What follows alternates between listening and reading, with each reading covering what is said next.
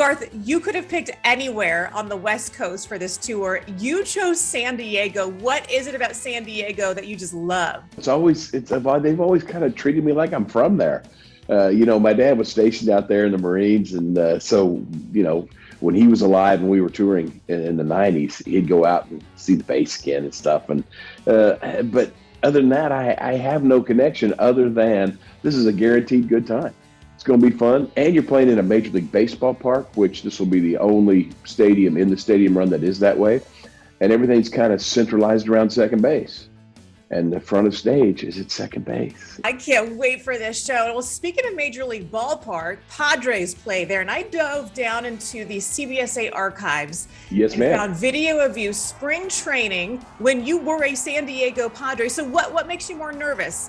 That's a part of your career or performing in front of tens of thousands of people? No. Baseball will scare the hell out of you, man, because it's everything's focused on you. They say a great hitter goes to the plate and can't hear anything. Everything's locked out. I could hear a guy unwrapping a Snickers bar, 8,000 feet away. I just love crowds. I love playing for them. I love performing for them. So I'll take music over baseball any day because baseball's 1,000 times harder than going out and just kind of getting to be yourself. Well, I will tell you though, looking at some of that footage though, you were actually pretty decent, but I think you chose the right career path. That's what my mom said too. She was with me all of spring training. This was the last part of her life, and we lost her about a year after. But the Padres organization treated her like a queen. She was the mother of the dugout and loved all the boys, and it was just so sweet. So nothing but great memories of that time. What is your favorite Garth Brooks song to perform? Ooh, hands down.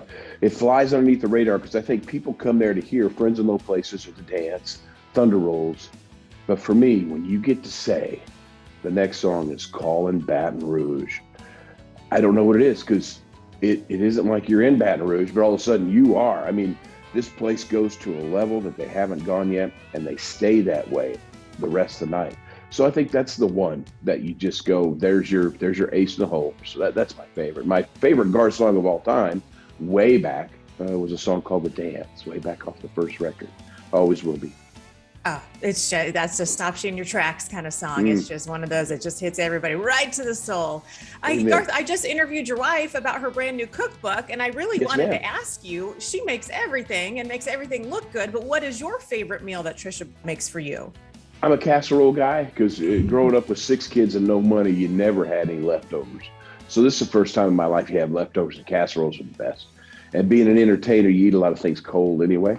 So the things that taste as good, if not better, cold. So all casseroles. She makes a breakfast lasagna that'll blow you away. You're like, breakfast lasagna, but it's everything breakfast inside the noodles. Well, look at me. The only thing I do better than singing is eating. And it's one of the greatest joys. So I'm lucky to be married to her as my best friend, and she's awesome. But the cook that she is amazing. Before you hop up on stage, what do you eat? What do you do? How do you get ready? You have your power drinks and your vitamins, and for me, that's Dr. Pepper and M&Ms. Usually the peanut butter M&Ms.